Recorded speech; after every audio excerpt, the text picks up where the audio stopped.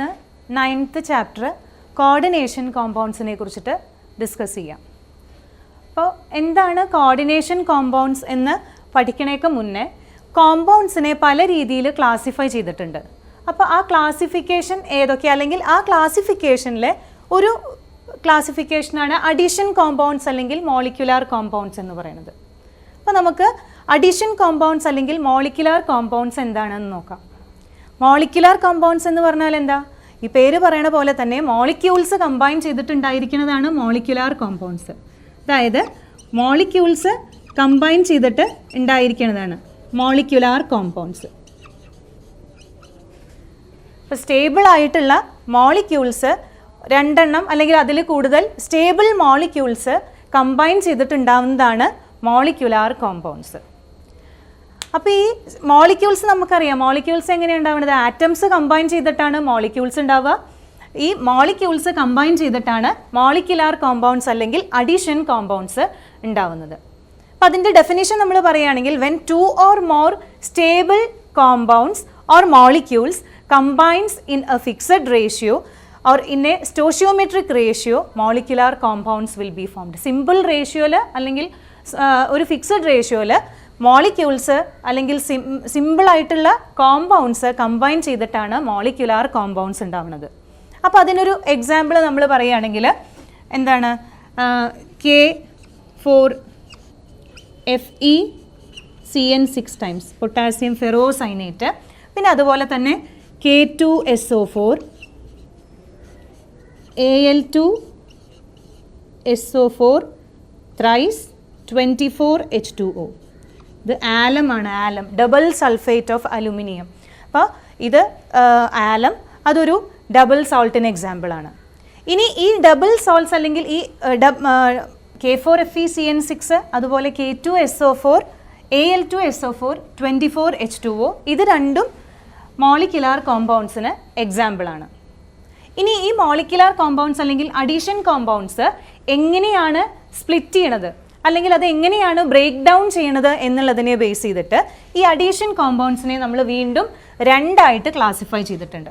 അതായത് എങ്ങനെയാണ് ഈ മോളിക്യുലാർ കോമ്പൗണ്ട്സ് അല്ലെങ്കിൽ അഡീഷൻ കോമ്പൗണ്ട്സ് ബ്രേക്ക് ഡൗൺ ചെയ്യണത് അല്ലെങ്കിൽ സ്പ്ലിറ്റ് ചെയ്യണത് എന്നുള്ളതിനെ ബേസ് ചെയ്തിട്ട് ഇതിനെ വീണ്ടും നമ്മൾ രണ്ടായിട്ട് ക്ലാസിഫൈ ചെയ്തിട്ടുണ്ട്. അതാണ് double salt and coordination compound.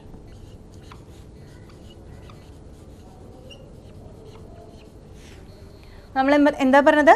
Addition compounds അല്ലെങ്കിൽ മോളിക്യുലാർ കോമ്പൗണ്ട്സ് എങ്ങനെയാണ് ബ്രേക്ക് ഡൗൺ ചെയ്യണത് അല്ലെങ്കിൽ അത് എങ്ങനെയാണ് സ്പ്ലിറ്റ് ചെയ്യണേ എന്നുള്ളതിനെ ബേസ് ചെയ്തിട്ട് വീണ്ടും അതിനെ രണ്ടായിട്ട് ക്ലാസിഫൈ ചെയ്തിട്ടുണ്ട്, ഡബിൾ സോൾട്ട് എന്നും കോർഡിനേഷൻ കോമ്പൗണ്ട് എന്നും. അപ്പോൾ നമുക്ക് coordination compounds 9th chapter coordination കോമ്പൗണ്ട്സിനെ കുറിച്ചിട്ട് പഠിക്കാം. അപ്പോൾ കോർഡിനേഷൻ കോമ്പൗണ്ട്സ് എന്താണെന്ന് പഠിക്കണേക്ക് മുന്നേ നമുക്ക് ആദ്യം തന്നെ കോമ്പൗണ്ട്സിനെ പല രീതിയിൽ ക്ലാസിഫൈ ചെയ്തിട്ടുണ്ട്. അപ്പോൾ അതിലെ ഫസ്റ്റ് ക്ലാസിഫിക്കേഷനാണ് അഡീഷൻ കോമ്പൗണ്ട്സ് അല്ലെങ്കിൽ മോളിക്യുലാർ കോമ്പൗണ്ട്സ്. അതെന്താണെന്നുള്ളത് നോക്കാം. അപ്പോൾ മോളിക്യുലാർ കോമ്പൗണ്ട്സ് അല്ലെങ്കിൽ അഡീഷൻ കോമ്പൗണ്ട്സ് എന്നുള്ള പേരിന്ന് തന്നെ ക്ലിയർ ആണ്. മോളിക്യുലാർ കോമ്പൗണ്ട്സ് എന്തിൻ്റെ കോമ്പിനേഷൻ വഴിയാണ് ഉണ്ടാവുന്നത്? മോളിക്യൂൾസ് കമ്പൈൻ ചെയ്തിട്ടാണ് മോളിക്യുലാർ കോമ്പൗണ്ട്സ് ഉണ്ടാവുന്നത്.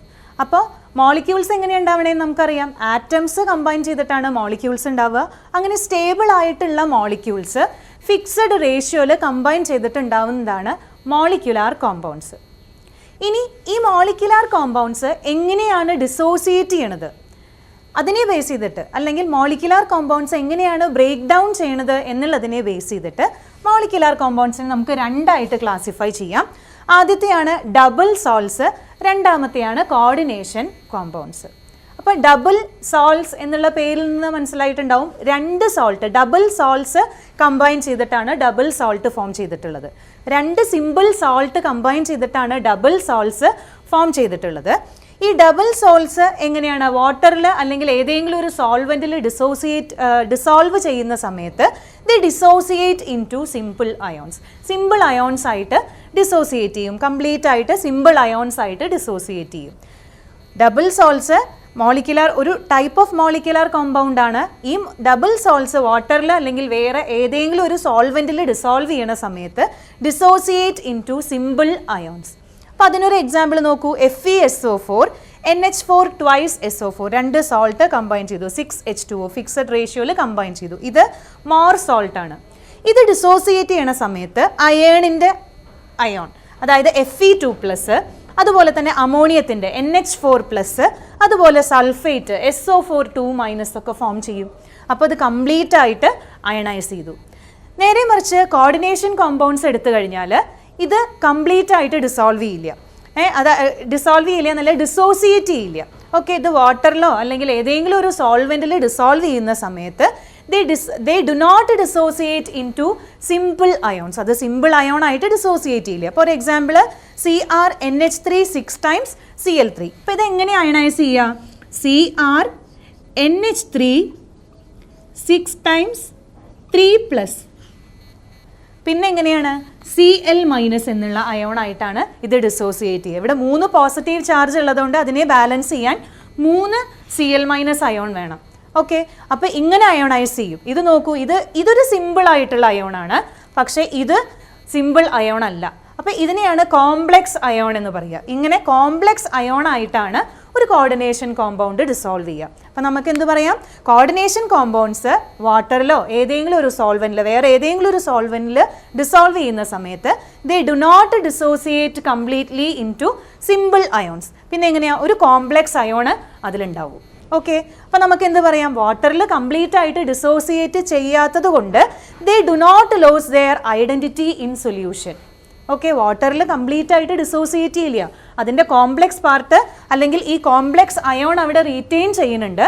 അതുകൊണ്ട് നമുക്ക് പറയാം coordination compounds they do not lose their identity in solution.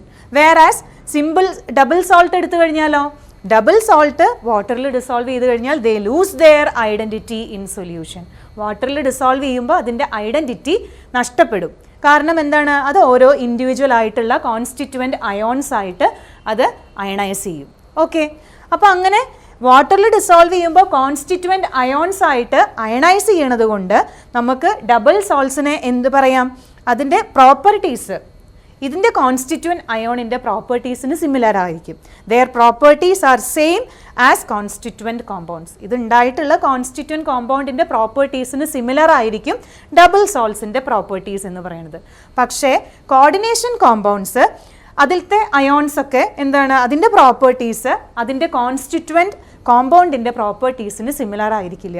ഇത് കമ്പൈൻ ചെയ്തിട്ട് ഇങ്ങനെ ഒരു കോംപ്ലെക്സ് അയോൺ ഫോം ചെയ്യുമ്പോൾ ക്രോമിയത്തിൻ്റെയോ അമോണിയത്തിൻ്റെയോ ഒന്നും പ്രോപ്പർട്ടി അല്ല, ഇത് ഒരു കോംപ്ലെക്സ് അയോൺ ആയിട്ടാണ് എക്സിസ്റ്റ് ചെയ്യുക.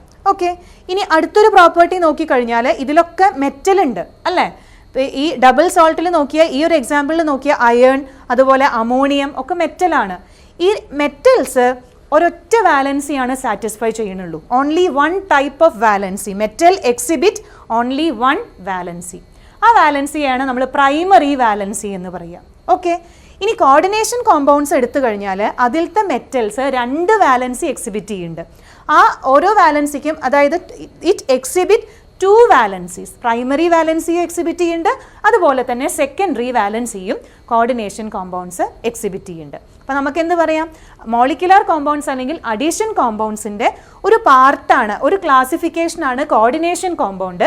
ഈ കോർഡിനേഷൻ കോമ്പൗണ്ടിൻ്റെ ബേസിസ് എന്താണ്? അത് ഡിസോസിയേറ്റ് ചെയ്യുമ്പോൾ സിമ്പിൾ അയോണായിട്ട് ഡിസോസിയേറ്റ് ചെയ്യുന്നില്ല, ഒരു കോംപ്ലെക്സ് അയോൺ അതിലുണ്ട്. അപ്പോൾ ഇങ്ങനെ കോംപ്ലെക്സ് അയോൺ ഫോം ചെയ്യിക്കുന്ന കോമ്പൗണ്ട്സ് അല്ലെങ്കിൽ കോംപ്ലെക്സ് അയോൺ ഫോം ചെയ്യണ കോമ്പൗണ്ട്സ് എന്നുള്ള അർത്ഥത്തിൽ കോർഡിനേഷൻ കോമ്പൗണ്ട്സിനെ നമ്മൾ കോർഡിനേഷൻ കോംപ്ലെക്സസ് എന്നുകൂടി വിളിക്കലുണ്ട്. കോർഡിനേഷൻ കോംപ്ലെക്സസ് എന്ന് വിളിക്കും, അല്ലെങ്കിൽ സിംപ്ലി നമ്മൾ അതിനെയൊക്കെ ചുരുക്കിയിട്ട് കോംപ്ലെക്സസ് എന്നുള്ളൊരു പേരും പറയലുണ്ട്. അപ്പോൾ ഈ കോർഡിനേഷൻ കോമ്പൗണ്ട്സിനെ കുറിച്ചിട്ട് അല്ലെങ്കിൽ ഈ കോർഡിനേഷൻ കോംപ്ലെക്സിനെ കുറിച്ചിട്ട് പഠിക്കാം.